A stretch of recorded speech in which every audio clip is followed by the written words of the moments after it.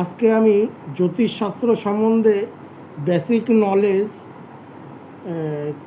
আমার যেটুকু জানা আছে আমি সেটুকু জানাচ্ছি। প্রথমত হচ্ছে জ্যোতিষশাস্ত্রে 9টা গ্রহকে প্রাধান্য দেওয়া হয়। সেই 9টা গ্রহ হচ্ছে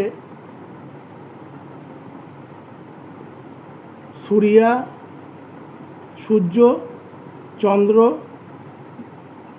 মঙ্গল, বুধ, বৃহস্পতি, শুক্র, শনি, রাহু, কেতু।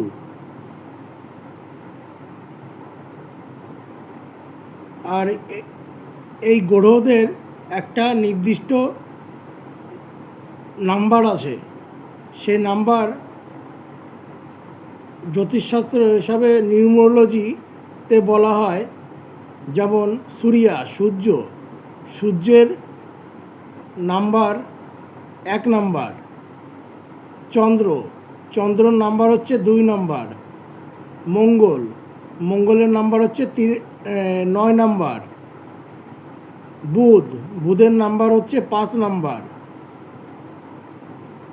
বৃহস্পতির নাম্বার হচ্ছে 3 নাম্বার। শুক্রর নাম্বার হচ্ছে 6 নাম্বার। শনির নাম্বার হচ্ছে 8 নাম্বার। রাহুর নাম্বার হচ্ছে 4 নাম্বার। কেতুর নাম্বার হচ্ছে 7 নাম্বার।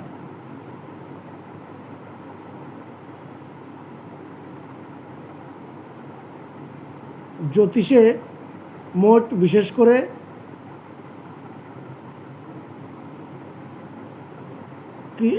কটা রেখাকেই হস্তরেখা বিদ্যাতে যেমন আয়ুরেখা, ভাগ্যরেখা, শিরোরেখা, হৃদয় রেখা, মণিবন্ধ চিহ্ন, বৃদ্ধাঙ্গুলের গঠন, এভাবে নানানভাবে উল্লেখ করা হয়। বিশেষ করে জ্যোতিষশাস্ত্রে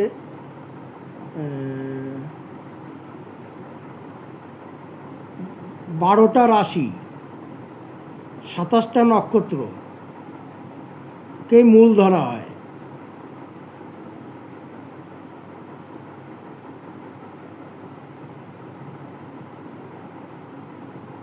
যেমন জ্যোতিষশাস্ত্রে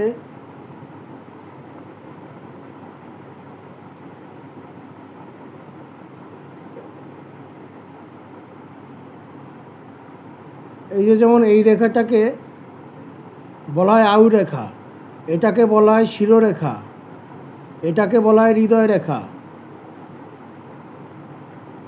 আর এখান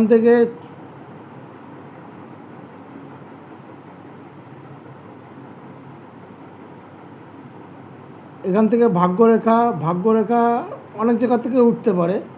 ভাগ্যরেখা চন্দ্র থেকে উঠতে পারে, মঙ্গলের থেকে উঠতে পারে। এক এক জায়গার একভাবে সেটা প্রভাব বিস্তার করে। যেমন এটা এই বৃদ্ধাঙ্গুলের নিচে এই স্থানটাকে বলা হয় শুক্রের স্থান।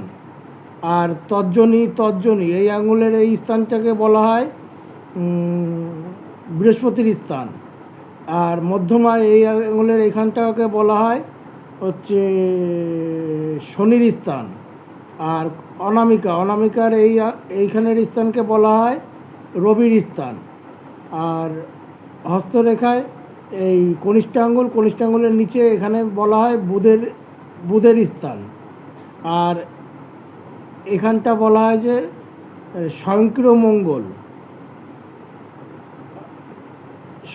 মঙ্গল। আর এটাকে বলা হয় হচ্ছে চন্দ্রের স্থান। আর এই মিডিল এই পোর্শনটাকে বলা হয় কেতুর স্থান।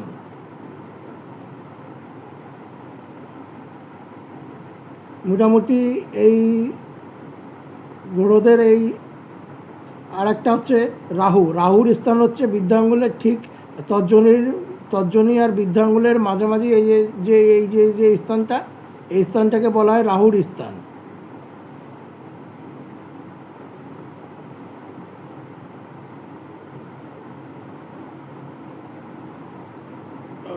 আর এইখানে রেখা থাকে, সেখানে এখানকে কারো 3টে রেখা থাকে, কারো 4টে রেখা থাকে, তাকে বলা হয় মণিবন্ধ মণিবন্ধ রেখা।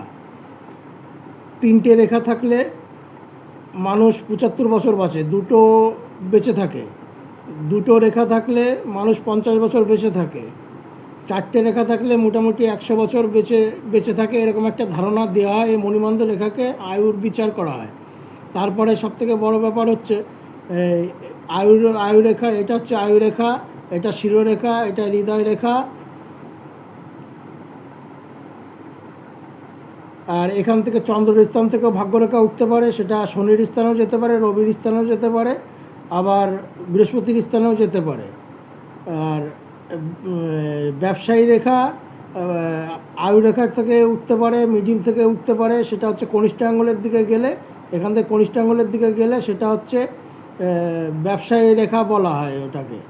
আর রবি রেখা মানে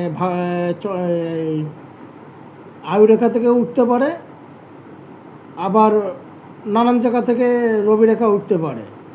রবি রেখার সাহায্যে মানুষের প্রতিপত্তি, ধন সম্পত্তি এইসব বিচার করা হয়।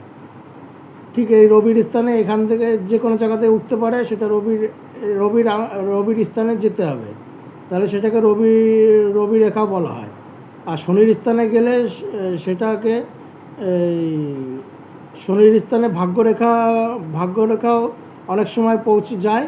আবার বৃহস্পতির কাছেও ভাগ্যরেখা উঠে, চন্দ্রের স্থান থেকে উঠে বৃহস্পতির কাছেও যেতে পারে, শনির কাছেও যেতে পারে, রবির কাছেও যেতে পারে, বুধের কাছেও যেতে পারে। এখান থেকে এক একটাকে বিচার করা হয়। যেমন বুধের কাছে গেলে ব্যবসা, রবির স্থানে গেলে হচ্ছে সাফল্য, অর্থ, যশ, প্রতিপত্তি। শনির স্থানে গেলে সাফল্য,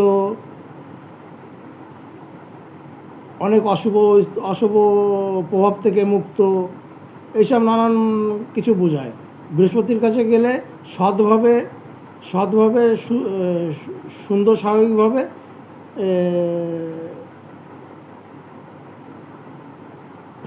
স্বাভাবিকভাবে জীবন অতিবাহিত হয়। ভাগ্যরেখা নানান স্থান থেকে উঠতে পারে, এটা বিচার বিবেচ্য। আর এইখানে মানুষের গ্রহ কলস থাকে। এই কেতুর স্থানে এই যে মিডিলে হৃদয় রেখা, আর শিরোরেখার এই যে হৃদয় রেখা আর শিরোরেখার মাঝামাঝি এখানে একটা কোরস থাকলে সেটাকে বলা হয় গ্রহ কলস। এই গ্রহ কলসের সাহায্যে, এই গ্রহ কলস মানুষের থাকলে সে সব বিপদ থেকে উদ্ধার পাবে এবং সমস্ত কাজে সাফল্য অর্জন করবে। আর এই আয়ুরেখার থেকে এসেন্ডিং লাইন মানে ছোটো ছোটো রেখা উপরের দিকে উঠলে সেটা সেই বয়সে সাফল্য বোঝায়। মানে সেই বয়সে যখন ওই সময় আসবে তখন সে অনেক সাফল্য অর্জন করবে। সে নানান দিক থেকে হতে পারে, অর্থের দিক থেকে হতে পারে, চাকরি হতে পারে, কর্ম হতে পারে। আয়ুরেখা থেকে অ্যাসেন্ডিং লাইন উপরের দিকে উঠলে সেটাকে এইভাবে বিচার করা হয়।